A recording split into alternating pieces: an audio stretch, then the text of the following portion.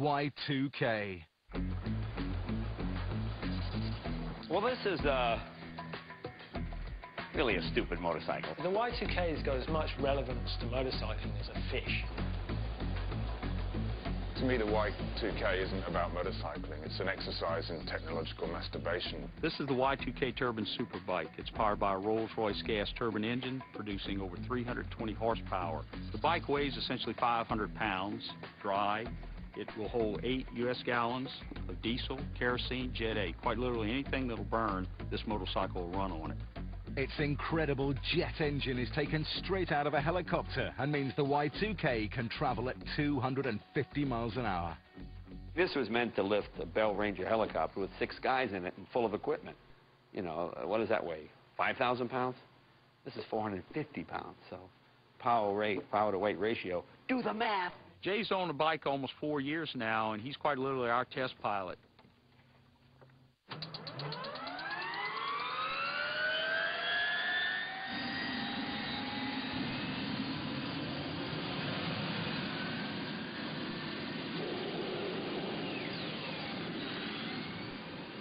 When we talk about distinctive sounds that motorcycles make, you can hear a Harley Davidson, you can tell a Ducati that's coming. But the Y2K makes a sound signature unlike anything else on wheels. Well, it's a great fun to ride. It's a bit like flying a jet plane, but on land. I mean, you open the throttle and you hear, and then you feel this tremendous fire as the turbine, and it's like, it's frightening to drive, but then again, it's sort of exhilarating. You just kind of go, oh, I'm still alive. Why would you put a jet helicopter engine in a motorcycle frame and try to pilot it down the street? And the answer is, because we can. At 250 miles an hour, the Y2K holds the Guinness World Record fastest production bike ever made.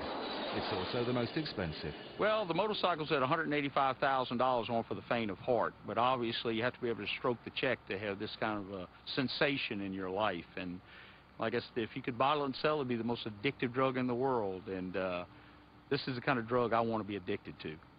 I'll show you something cool on this. Look at the rear tail light. I was sitting at a traffic light one day, and there was a Nissan Infiniti, you know. And I could see the guy easing up to look at the bike, and I kept trying to go forward, and he kept easing up, and I realized I couldn't go anymore. I'd be in traffic. And you've got 1,200 degrees coming out of this exhaust. And I look back, and I see his front bumper start to go, because it's plastic. It just smells like this, you know. So I'm like, oh, gee, it's like, my pull away. I don't think he probably noticed till he got home. It might do 250 miles an hour, but what's the point of doing 250 miles an hour if you can't really go around corners? It's not a complete motorcycle. It's a kind of a bit of a gimmick, I suppose. Gimmick or not, the greatest ever is about to find out. We've set up an experiment to test the sheer power of the Y2K's acceleration at Academia Military Airport, Louisiana. The Y2K Turbine Superbike is about to go head-to-head with an L-39 jet fighter. From a standing start, the bike hopes to beat the low-flying jet over a mile-long course.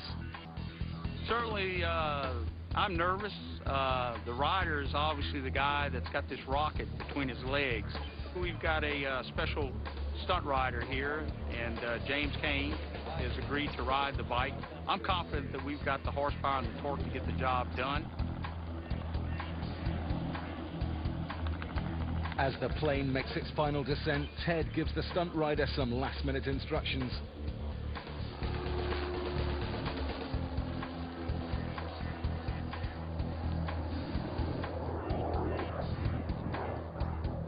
Oh, we're going to beat the planes, no doubt. It's just how bad now. I told him to let it all hang out. Don't hold anything back. The jet is flying at 170 miles an hour. The bike will go when the plane is just 50 meters behind it.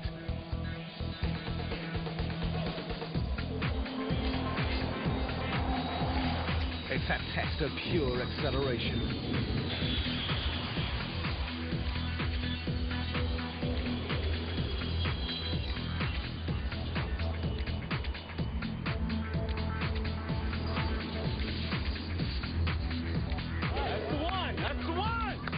It looks like it's a close finish, so Ted has to wait for the official results. The back one. No way! All right! Thanks, guys. The Y2K accelerated to an incredible 217 miles per hour in 14 seconds and beat the Jet by just 2 bike lengths. I think it's one of the greatest motorcycles because